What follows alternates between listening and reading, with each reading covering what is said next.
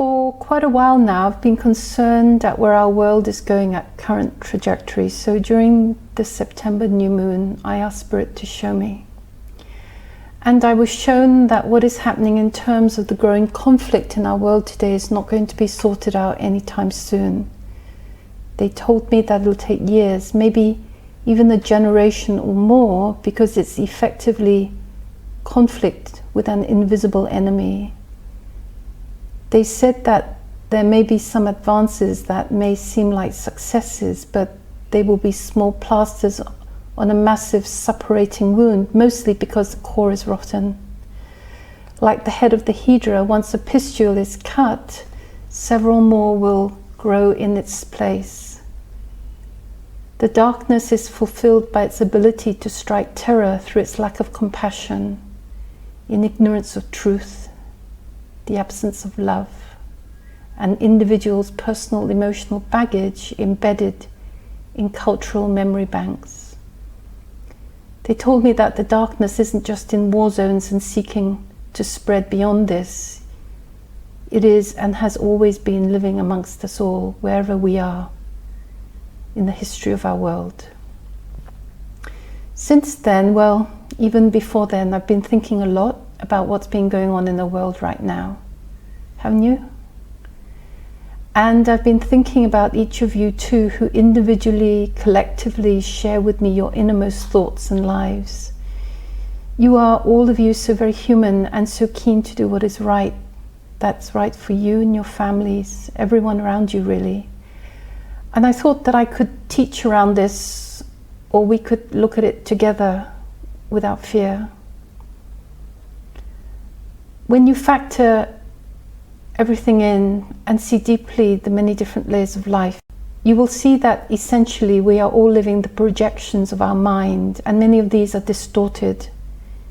It's a reactive list of must and should do's that are rooted into us from birth, most of the time, without us being aware of it. In material terms, we're living separated from our innermost being.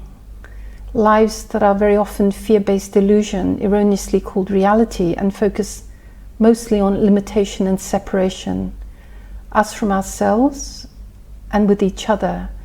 And modern day culture is teaching us to communicate mostly through technology, rather than listening closely to people speaking to us, and most of all listening to ourselves. Our mind wanders mostly to what needs to be done, what people said or did, and how we're going to deal with it, and so on. Most people have in their daily lives more than enough to deal with without having to stretch to think about what's going on in the world around them, and then come to a knowing about where that's all heading and what to do about it all too. Yet it's critically important to be aware, because from this springs the tools to deal with it. It's undeniable that the darkness is growing around us in the world, and to teach inspiration or joy or love or any other aspect of spirit and to not acknowledge this is to pretend that there isn't an elephant in the room with us. There is, and it's big, and it's not going to go away anytime soon. Most people think that if it's not in their area, or if they don't watch the news, it's not going to affect them, and that's a great thought process, but you know, bong, it's inaccurate simply because life is inextricably networked. You, me, everyone else, and every situation around us is interlinked. That's life. When the war started in Syria, I thought this is the beginning of the end of all darkness, as you call it. Someone wrote to me recently, they are going to destroy each other, she said. It was bound to happen. It creates an imbalance in the universe and it has to correct itself. Love has to prevail in the end. Any cause based on hatred and darkness cannot survive. It is on a self-destruct course right now. What's on a self-destruct course right now? War? The darkness? No, we are. Because ultimately, most people are just watching events unfold as if it's just a so proper and it will never touch them. But the fact that you are just observing means that whoever you are watching struggling in the waves, trudging through countries, living in camps, dying from some virus and or whatever, is your karma too, because you are present. It's all our karma because we are all present. And if you want to read more specifics, there's an article on the website called Watching the Interconnection of Karma Being Expressed Today that I felt I really just had to write. You know, and in writing this, I was accused of not seeing what was really happening. Everyone understands the humanity side of the problem, someone else wrote to me, but spare a thought for the reality of the situation, particularly in the years ahead, I was told, in reference to Charlie Hebdo and other similar massacres. But my point is that there is no one answer on how to fix any single event, but by staying inert or even to live in fear of recurrence is going to allow it to grow unchallenged. My point too is that it has now become significant that each of us plays a decisive part in clearing our own piece of the darkness by seeing and connecting with our own inner light. By so doing, we ultimately clear the collective, not by doing, simply by recognizing and embodying and expressing the extent of our innermost being. Rumi puts it beautifully. There is one thing in this world which must never be forgotten, he said. If you were to forget everything else but were not to forget this, there would be no cause to worry, while if you remembered, performed and attended to everything else but forgot that one thing, you would in fact have done nothing whatsoever. It is as if a king had sent you to a country to carry out one special specific task. You go to the country and you perform 100 other tasks, but if you have not performed the task you were sent for, it is as if you have performed nothing at all. So man has come into the world for a particular task, and that is his purpose. If he doesn't perform it, he will have done nothing. Now, this is what is meant by bringing spirit into materiality, and this is the first focus of how humanity. It's not about your ego, it's not about your personality, you know, that part of you between birth and death. It's about defining, expressing and experiencing the enormous, infinite and eternal part of you in the meantime and forever.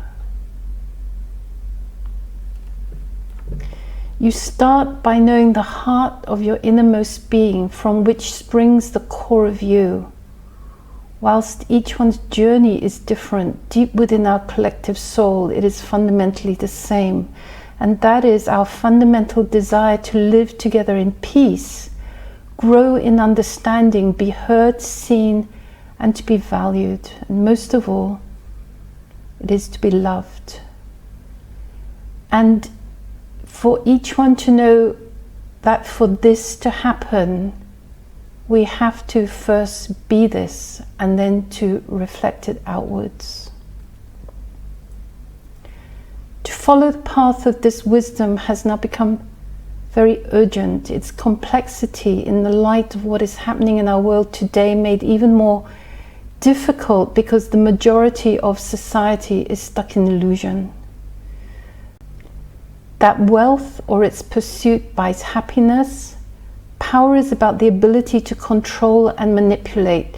That businesses can flourish at the expense of its people, and that greed, excess and waste through ignorance, or not, are themes of life to be celebrated. It's a really sad fantasy that when most people are pursuing these dreams, including governments who protect the right of their people to continue this way of existence, human life and community consciousness are sacrificed in other different parts of the world. And it seems that it's okay that someone else has to give away something so that others can continue to have it.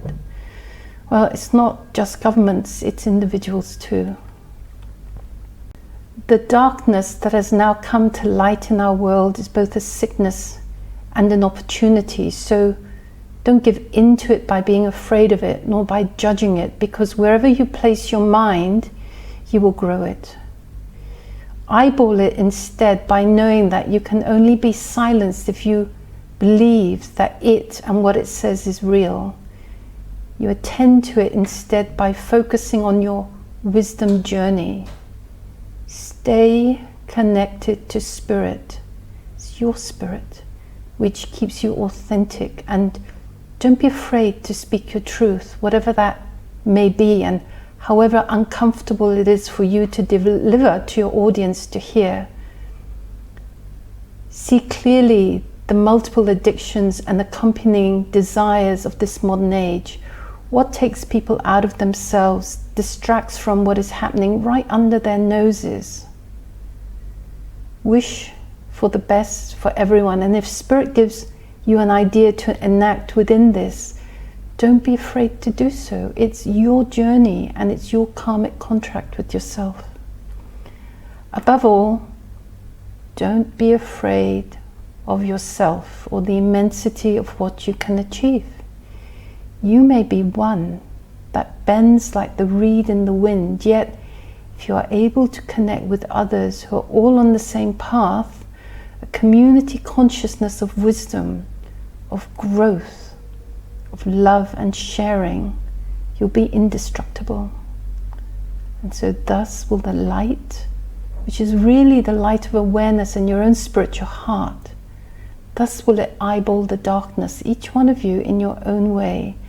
And it's all these tiny lights that together form a massive flame of your own greatest potential, knowing that you are already playing your part in eyeballing the darkness merely by being the light of your ultimate being into it.